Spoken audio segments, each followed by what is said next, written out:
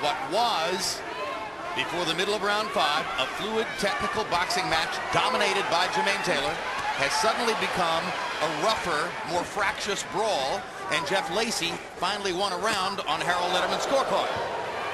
And now Lacy is getting in the occasional big shot here and there. Now Taylor goes back to landing his jab.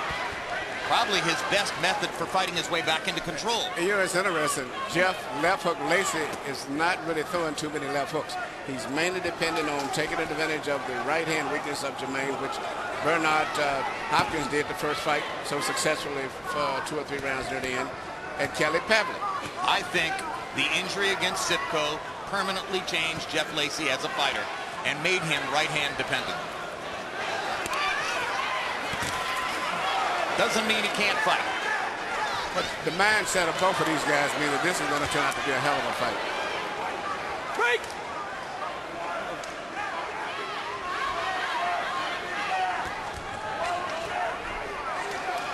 I've seen very bad fights between friends. Bones Adams and Kevin Kelly should have just gone to dinner and not even entered the ring. But this is turning out to be a violent fight.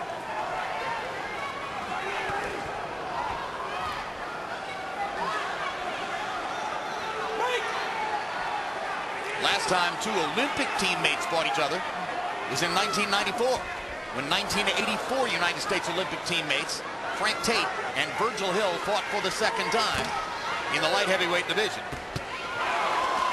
Taylor trying to change the fight back in his favor with a big right hand over the top. Lacy partially deflected it by rolling his head. Right. Evander Holyfield, who is at ringside here, once fought an Olympic teammate, Henry Tillman, as a cruiserweight, I believe. It is rare. Tillman was the guy who eliminated Mike Tyson from the 1984 United States Olympic team. Tyson got a chance to avenge that as a pro and knock Tillman out in 1 round. Taylor was looking for a knockout in that round. Good comeback round for Taylor. Good comeback. A lot of tremendous powerful straight right hands. Right there. That's and what most we of them That's landed. the game plan right there. Hey, Jermain, I ain't saw not one body shot. Yeah, when you get it sometimes, bend your knees inside. Let's work that body. Let's dig some hard shot to the body. Triple that damn hook up down to his body. Okay? Bend them knees inside. You can't do it. Stand straight up. Some water. Never make short circles. That jab's working. Keep it working, okay? Gibson. All with one jab. Double, triple that jab up. Keep your head back. Don't get it out over the knee. Double it up, and then sharp right hand, sharp left hooks. You understand what I'm saying? Don't come in with your head out. CompuBox numbers show that in the 6th round, Jermain Taylor jabbed his way back into control of the fight, setting up his right hand, landing 21 of 39 punches overall against only 4 of 25 for Lacy. Taylor landed 11 jabs in the round. That was the tactical key. Harold, how do you have it halfway through the fight? Jim, 59, 55, 5 rounds to 1. Jermain, bad intentions, Taylor. Jim, I don't know what the heck happened in the 5th round. I mean, to me, it was a clean knockdown. Jermain Taylor went down on the end of a punch. We all saw it. But what happens with the judges is that they're obligated to score a 10-9 rather than 10-8 because Lawrence Cole said no knockdown. So the truth of the matter is it cost Jeff Lacy a point. 59, 55, 5 rounds to 1, Taylor. You know, for the most part, Lacy's only throwing one effective punch, a right hand.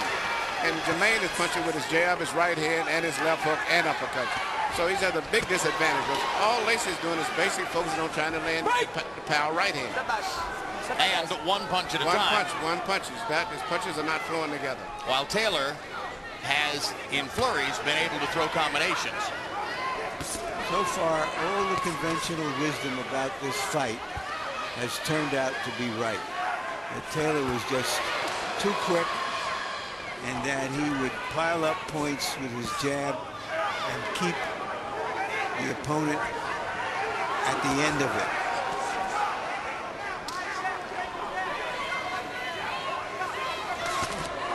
See that?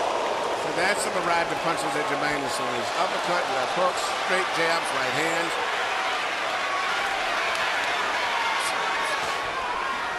You think that Taylor is so relaxed in part, Emmanuel, because they sparred so many rounds over the years that he feels he's really familiar with Lacy and his style?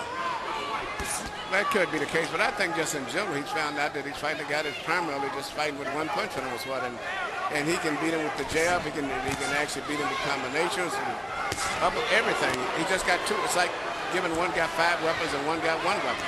Lacy finally landed a good counter left hand. Was able to stick Taylor with a little left hook as Jermain was coming in. But most of the good counter shots in the fight have been thrown by Jermain Taylor. Lacy lunging forward, trying to land that right hand lead. There's a lump beginning to form over the left eye of Lacy from that jab. And there's a small pressure closing on the outside of Taylor's left eye, which has frankly been a regular occurrence in his last several fights. As they bombard each other down the stretch of the 7th round.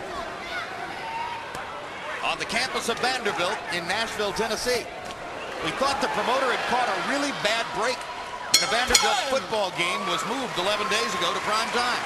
But this arena is largely filled. Nice round. Another nice round. A lot better. Come on, Jermain. You had him hurt over there. You let him hold on to you.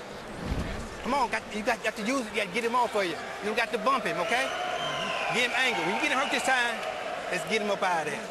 You got to get him on that jab and then let him rock right into that right hand. Take a deep breath. So keep stepping to your left and use your jab. As you step to your left, double that jab up, and then come your punches. And when you force him to the corner, listen to me. When you force him into the ropes, he's like... Here you see Jermain land a perfect right uppercut that is delivered when a guy is shooting the left jab and bending his head down.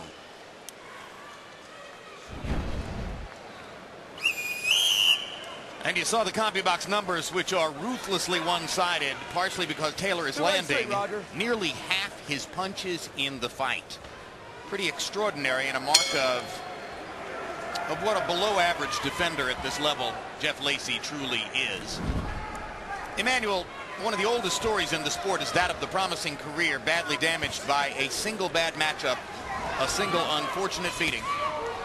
Is it possible Jeff Lacy's career would be different had he not been allowed to suffer the last 3 or 4 rounds of inevitability against Calzaghe in Manchester, England? It could have been, but you know, Calzaghe destroyed him, I think, physically, mentally, and any other way possible. But Jeff is still fighting a very tough fight. I always felt that he was a little bit overrated. When he stepped up in class, his knockouts and the performances lacking because he was just not prepared. He's been mostly a physical fighter. Against lesser opponents, and this would never happen with somebody like Taylor with his pedigree. But back in the day, against lesser opponents, Lacy actually intimidated some of his opponents before they ever got into the ring.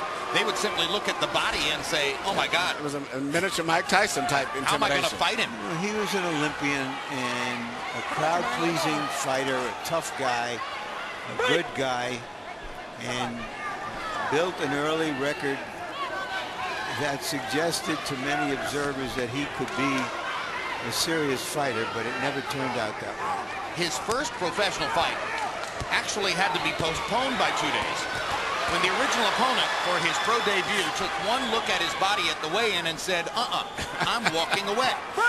And they had to go find somebody else to fight him 2 days later. You should have asked him if he could have borrowed his body for a few hours. Well, we'd all like that.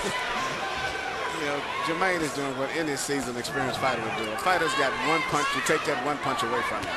And that's what Jermain is doing. He's taking away, for the most part, the right hand, and after that, Lacy doesn't have too much else to offer.